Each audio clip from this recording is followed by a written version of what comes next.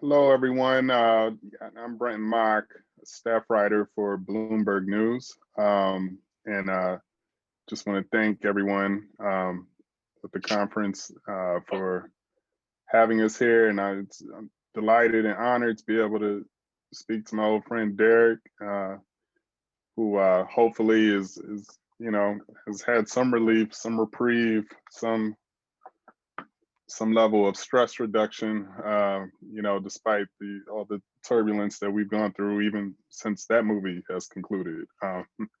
In fact, I kind of want to start off. I see that Leah, the director, it looks like she shot that first scene where you're teaching at Phyllis Wheatley in 2001. So this is technically the 20th anniversary of the beginning of or at least the beginning of the timeline for that movie. When you see yourself 20 years ago teaching in front of those kids and everything that you've been through, what would you tell yourself then, based off of what you've learned since?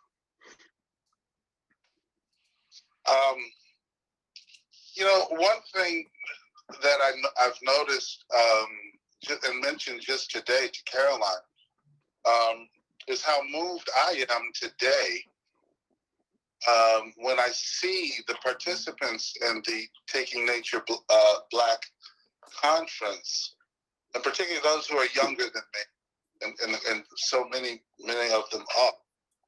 And I'm really just moved, really to tears when I see the many areas of environmental advocacy and professions, and expertise that have just bloomed and blossomed in the last 20 years. I mean, 20 years is a generation, Yeah. And in 2000, 2001, I'm still in relationship with a lot of those students. And many of my former students from the Wheatley and Boston College, particularly when I'm in Boston, I even have some as tenants and neighbors, homeowning neighbors. Wow. I helped a couple of them to become homeowners in our neighborhood where the garden is, Wow. Yeah. I'm more. There's nothing that I can see on the news, frankly, whether it's the deep freeze in Texas or people crawling up the walls of the U.S. Capitol like roaches, or whatever the case may be, that can smother the tremendous joy and pride that I feel, not just for myself, but for the folks who taught me over the last 20 years what I've come to know that I didn't know in 2001 any more than those students in the classroom knew, and any more than some of these young environmental professionals and advocates and award winners and authors knew. I'm just overwhelmed by that. And if I could turn back the hands of time and be 20 years ago, I don't even know if I could have imagined this would be the case. So hopefully that answers, your question. Yeah, it sounds like you would have told yourself back then that it was worth it to go ahead down there to Mississippi. Yeah, like most things, Brenton, there's it was absolutely worth it part of the story or the postscript, and then there's the don't try this at home part of the thing. So it's always going to be a split vision, but that's okay. And I just have to say too, 20 years ago, I did not even know 3 of the African American women in climate justice pioneers who have recently transitioned, to ancestral status. And that's Rose Johnson, who's in the film, who passed away last year. And it also is Sharon Hanshaw from Biloxi, Mississippi, who's, all of these women were an age to be my older sister or youngest aunt. Sharon was in East Biloxi, Coastal Women for Change. And then, of course, Pam DeShiel a few years ago from the Lower Ward. And these are all three women who were so busy doing the work, which, as a side note, included influencing and educating me within this movement of community, place-based, but globally relevant and hopefully replicable self-assessment, self-advocacy, and self-determination for communities, interdisciplinary, mind you. They were so busy that they were never really captured and sort of fully codified, in the history that has really, as you know, and I know and appreciate, has come to a head at this hour in our country and our world, where it seems like just very recently and very quickly, some bad levees or dams have been busted open for this kind of intersectional environment around it. Teaching, living, and learning to take place. And it's really for them too. I just had to say, that I'm touched by what I said, by what I see. Yeah. I mean, and we should take a moment in silence, I think, to recognize Rose Johnson, who was featured in the documentary, Sharon Hanshaw and Pam DeShiel.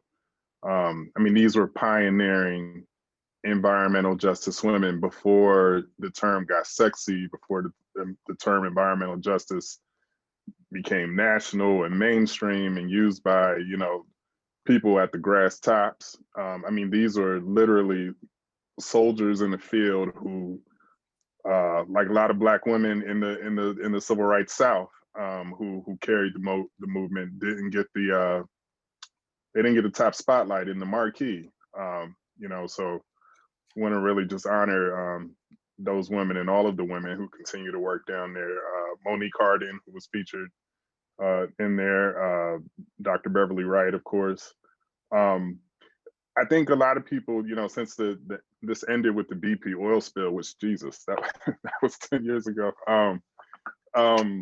So many disasters since then. It's not even funny. Can you kind of give people an update of what's happened just in the past 10 years? Well, like I said, I think that the three women we've mentioned and others that became the founding advisors and the grantees of the former Gulf Coast Fund for Community Renewal and Ecological Health were ostensibly, and I think it's because we were all from Gulf Coast communities impacted by constant permanent endangerment and then impact from natural and man-made disasters, be they hurricanes or oil spills or plant explosions or the day-to-day, fence line reality that's on the Gulf Coast. They're just, if you can think of Appalachia as a region that includes multiple states, and it has a very overlayable map of, geology, right? Topography, very interesting variations as you move up and down, ecology, and then, of course, culture, history, economics, exploitation, and thriving. And the world knows of Appalachia as a big thing it transcends the idea of a state or a region within a state. It's not northern, it's not southern, it's not mid-Atlantic, it's all of them. But for decades, if not centuries, the Gulf Coast was never, if you will, Appalachified, never viewed as within the South, you know, within the former Confederacy, right?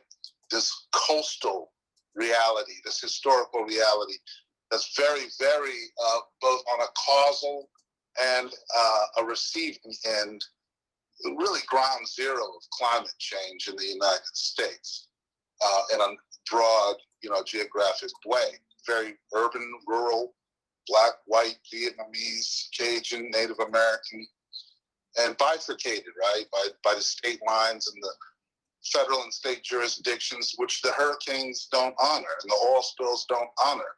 But we in our communities realized we had to honor. And so we did a lot of regional organizing over the last 20 years. And I think what we didn't know we were doing was largely helping to invent in this country through practice more than calling it anything, or it was climate justice, you know? And so both on the regional level, I think there's a lot of very important progress that's been made, as well as setbacks, of course. Here locally in Turkey Creek, and thanks, I think, largely to this film, and I have to give a shout out to Leah Mahan, who is one of the most incredible figures I think that there's really ever been, because she just disappears, you know, and she lets the story and the telling of the story, which is of course part of the story, become themselves and the voices, and it's so authentic that I mean, everyone in my community, all the people you mentioned that show up in this film in large and small ways. I mean, it's so inclusive and reflective of the full breadth of participation. And I think largely because of that film and some other things, the thing Wyatt did, right, with the Daily Show. And stuff you've written, Brenton.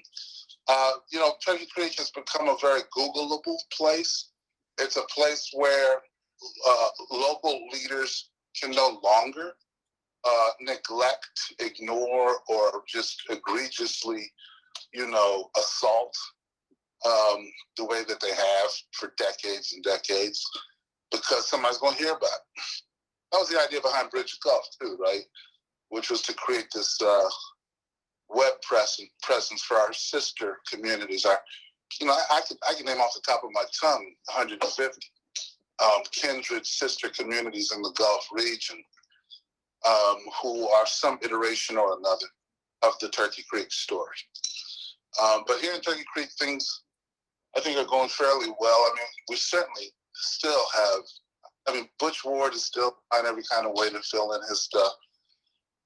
There's a former fertilizer plant now that the state is trying to turn into an inland port. I mean, there's some serious spot environmental justice fights going on here still. But I'm very happy to say, because this is a community that has had since Reconstruction a natural inclination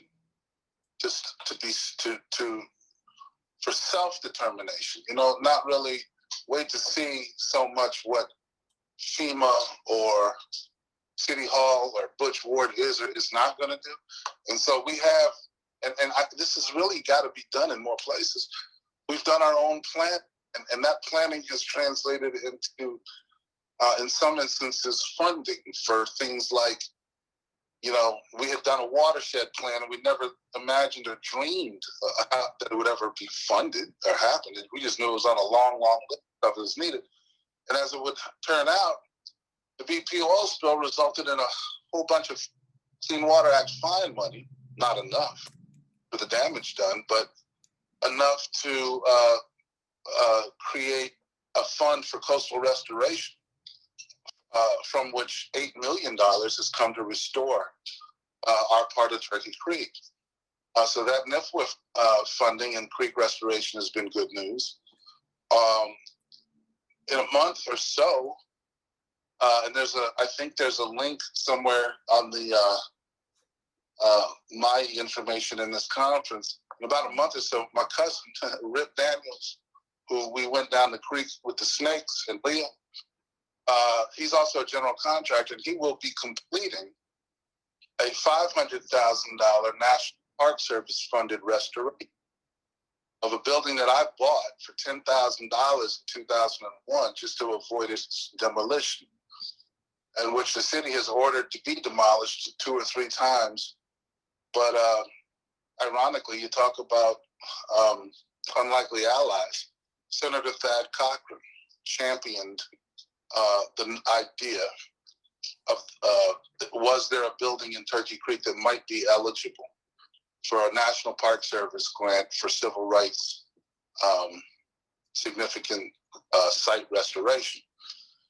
And this building just so happens to have been the very exploitative paymaster's office of the former Phoenix Naval Stores or Yard and Turpentine plant here in Turkey Creek, where there's a tragic explosion that killed 11 Black men from our communities, men who were just exploited in ways that anybody who's studied labor history or Southern Jim Crow industrial workers, and there's really not enough of that history written, but this building will be a memorial and a learning place to them.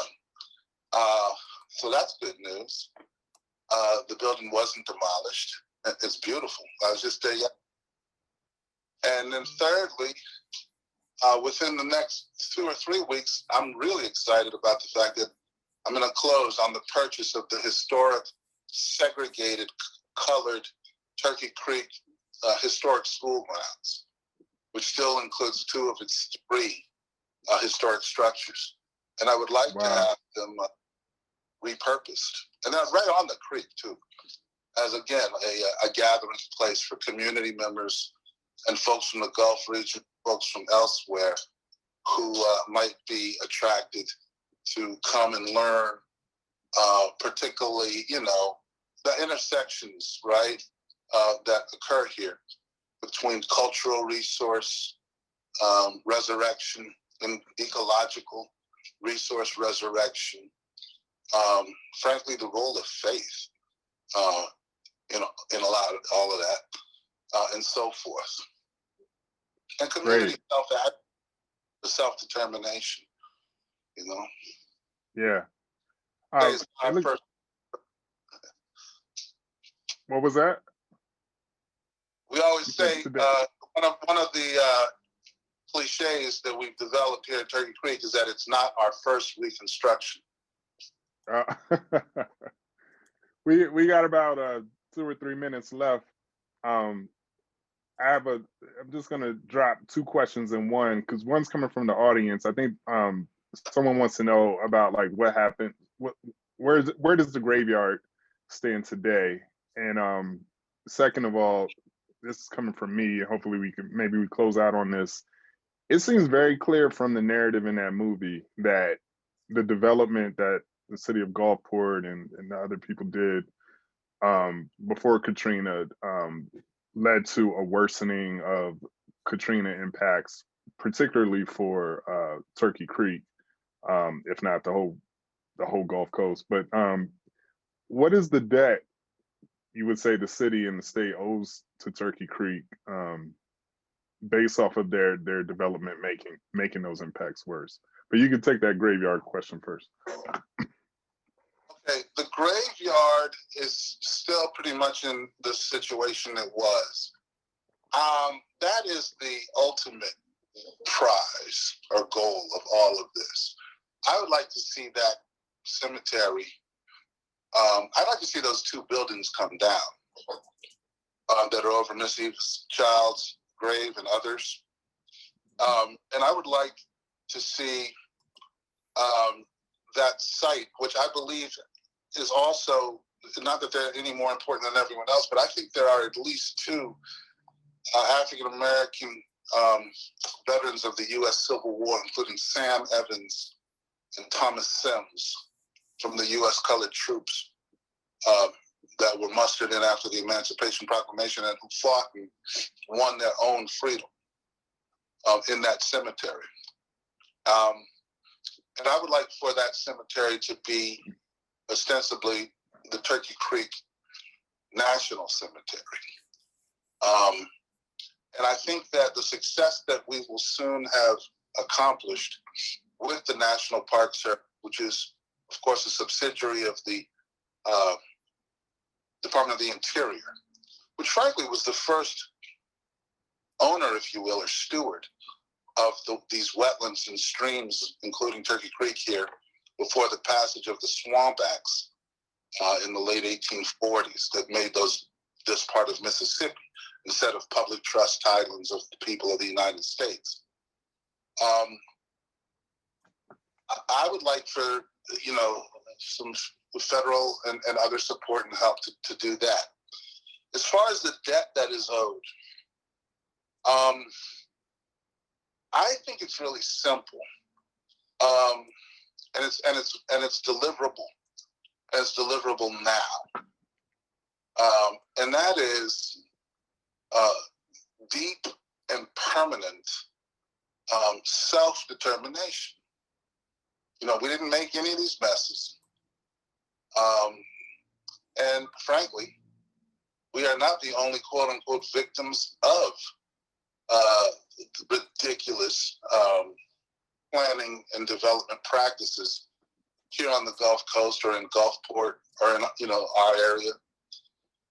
And if the city and the state, the federal government would simply let us live out another one of our cliches, which is not only if you're not at the table, you're on the menu, but more importantly, if you don't set the table, you will soon find yourself a guest in your own house. They would allow us to set and maintain the table for this watershed, this community, these communities in it. That's all I want of them. Okay. I think we got to wrap, or at least I'm getting that message. But thanks for continuing to do what you do. This was like my 50th time seeing the movie, but like it always gets me right when I hear that part about the water coming up to your mother's neck before she was rescued. That always jerks a tear for me. It all 50 times I've seen the movie. Right there is where it gets me. But yeah, thanks. I'm gonna if you want to have any quick last remarks, I'll pass it back over to Caroline when you're finished. Well, I'll just say two things quickly.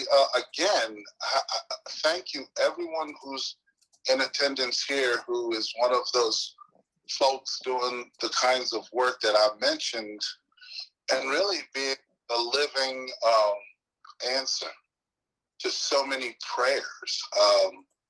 The prayers of Rose and Sharon and Pam, as well as others, and our ancestors who were once, briefly, the stewards of the spaces and places that they occupied in freedom initially.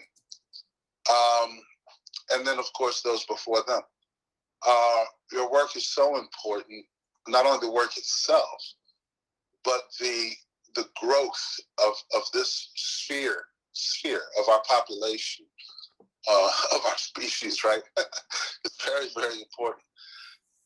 And then secondly, I would like to end by saying, keep your, check in, hopefully in a couple, year or two, maybe, we'll have a place in Turkey Creek where you can come or send people to see for themselves and share what there is to be shared here, both from here and from where you're coming from. And like my mother once said, if it's not instructive, it's not sustainable. And if it's not instructive and not sustainable, what's the point?